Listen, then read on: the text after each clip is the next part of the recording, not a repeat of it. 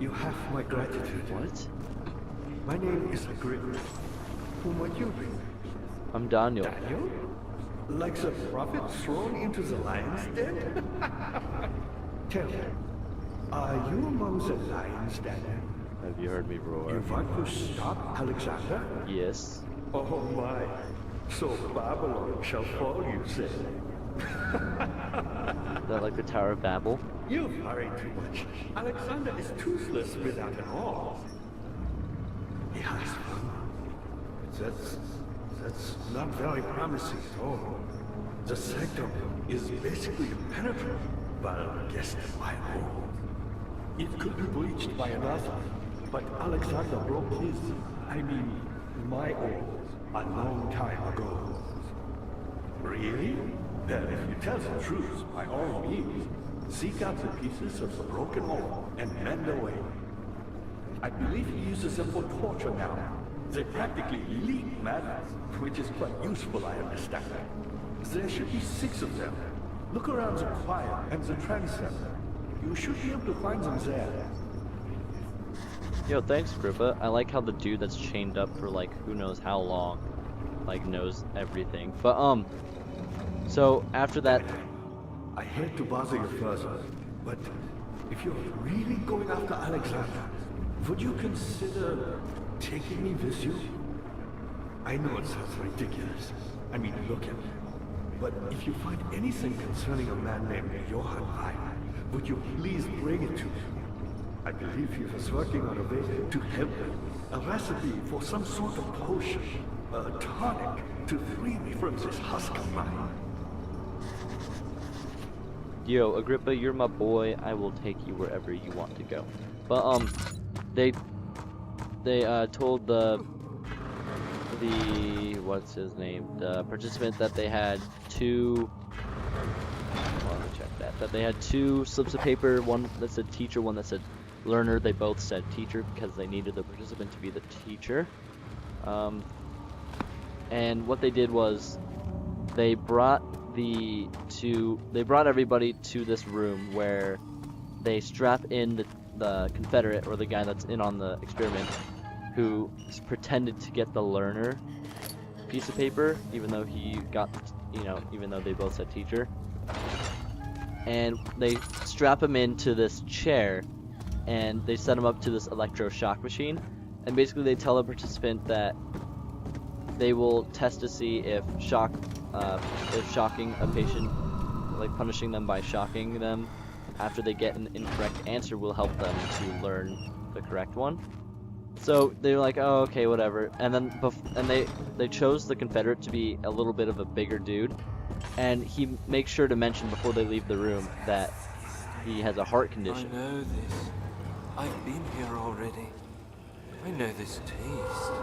A taste of Damascus rose obfuscating the truth in a dim haze.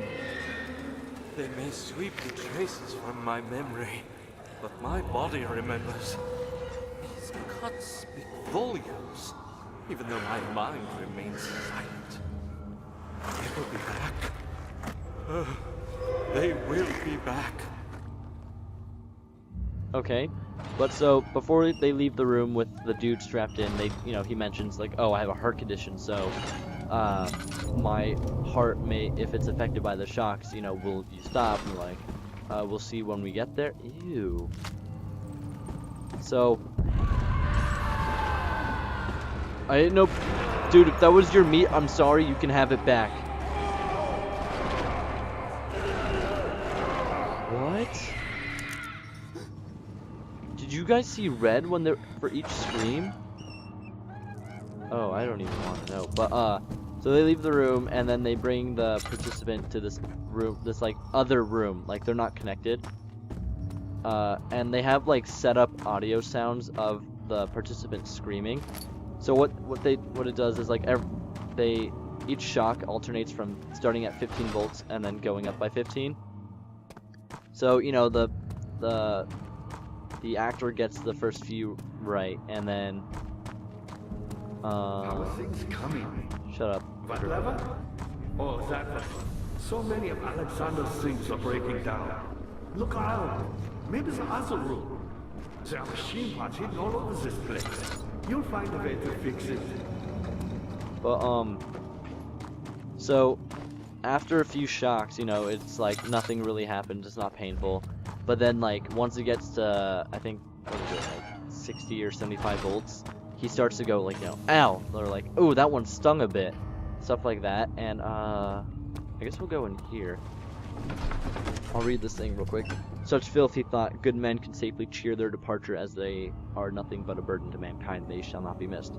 And then, I think the magic number is 150 volts. And basically, at that moment, the pre-recorded sounds of the teacher screaming, or I mean of the learner or the Confederate screaming, he goes, ow, that's enough.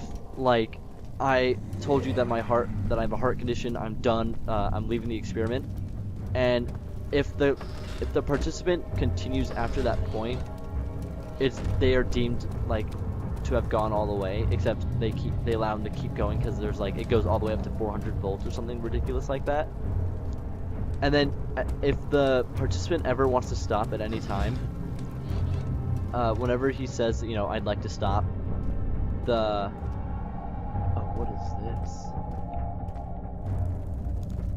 is this? If they ever want to stop, the person who's running the experiment, who is also an actor, has a list of 4, like, phrases that he has to say. Just a little further. It's like Orpheus descending into the underworld. Are you hiding something? What do you mean? Never mind. Your intuition is remarkable. I'm not sure I'm following. It doesn't matter. It's just a myth after all. But, oh, what was I gonna say? God dang it, Daniel and whatever your face. Oh shoot, what was I gonna say? I really like this experiment. Okay, it goes up to 400 volts, and, oh yeah. If the participant ever wants to stop, the conductor of the experiment has to say 4, like, phrases, which is like, please go on, or the experiment requires you to go on, please, I need you to continue, or like, you know, stuff of that nature. And then if after the 4 probes, or whatever it's called, the researcher will, you know, let them know what's happening and stuff, 12th of August, 1839. and they will stop the experiment. Banishment ritual is taking longer than expected, and we have to do what is needed. I spend my time helping out the prisoners. Being around these degenerates makes me ill. None of them even tries to face their punishment with any kind of dignity. They taunt me with their lies of innocence and their cowardly pleas of mercy. What can make a man fall so far from the grace of a civilized existence? They are all wicked men, and I remind myself of it constantly. Still, I am thankful for God sending these monsters our way, as they will serve as the instruments of my salvation. Whoa. I try to study the different tools in the torture chamber and learn how to use them effectively.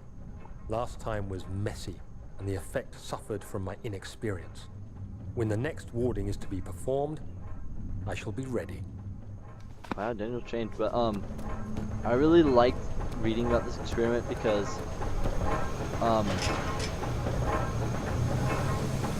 the researcher who was conducting the experiment asked a bunch of colleagues and that were also psychologists what percentage of people they thought would go all the way to 400, and they a lot of them said like only like 1 or 2%, like sadistic few, would, you know, be willing to go all the way. And then when it was all said and done, 65% of people went all the way to 400 volts. That's more than enough to kill a man. So basically what they're saying is that people under like authority are willing to go as far as killing somebody.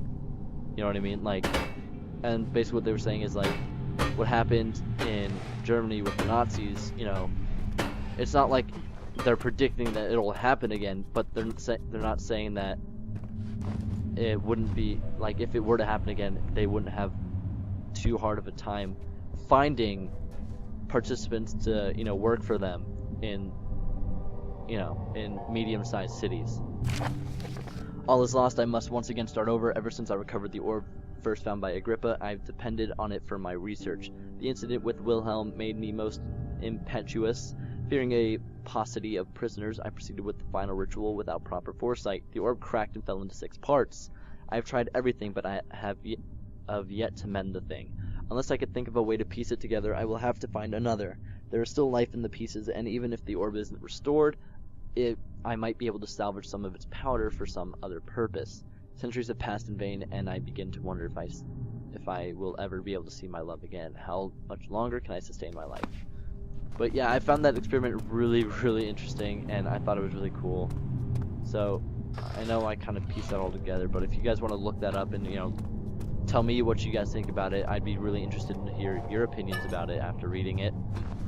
And they actually, what happened is after the experiment was conducted, they had deemed it like, what's it called, unethical, because the amount of distress people were under when they had no idea that the person was not actually being shocked. So if a college wanted to do that, they would not be able to, because it is completely unethical and it causes too much stress for the participant. But if you want to do it on your own, you technically could. I wouldn't suggest doing it unless, you know, you... The shadow. It's close now. Yo, Daniel, shut up. But, they actually redid it, and I think it was on Discovery. The fear had begun to drown him again. He reached once more for the empty bottle of laudanum. In frustration, he smashed it against the bedpost. They did it again, like, I think in 2011 or something like that, and Discovery, you know, sponsored it, whatever. It was... The guy who conducted the experiment was the guy who directed the hospital. These cells are meant to hold prisoners who are under treatment. The people you send for will end up here. Remember that the confinement itself works as a preamble to the torture, and you should pace yourself. Don't take anyone before they are ready. Understood.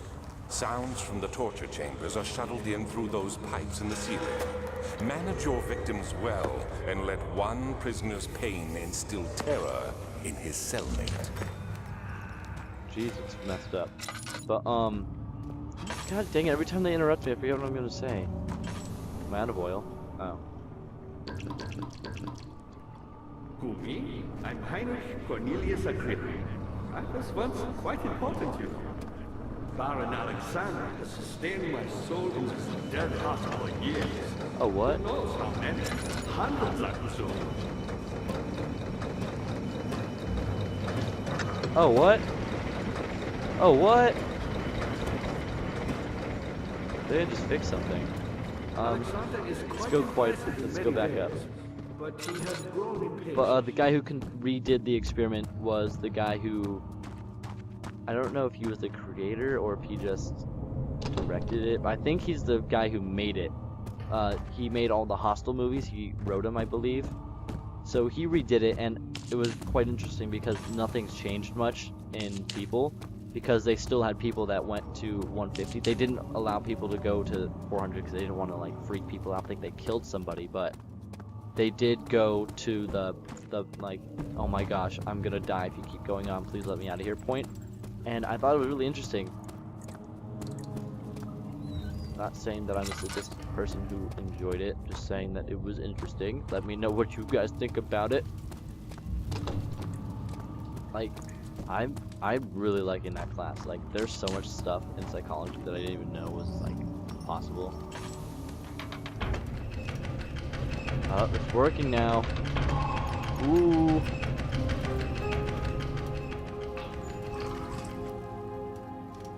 Ooh, we did something, guys. Don't know what it does, but we did something. Nope. I guess we can go back down here. But yeah, like in the class. Daniel, you have gone too far. I have to stop you. I can't let you proceed any further. Oh, I'm what? sorry, my friend. Oh, what? Oh, Alexander, don't stop using your telepathy or whatever that, whatever it's called. Don't like it, man. Don't like it, man. But yeah, we've been... Good to see you. You got the doors open? Good going. I knew you could do it. Oh, these doors opened. We don't have to worry about nothing. 'Cause we got the fire, and we burning one hell of a something. They're gonna see us from outer space, light it up.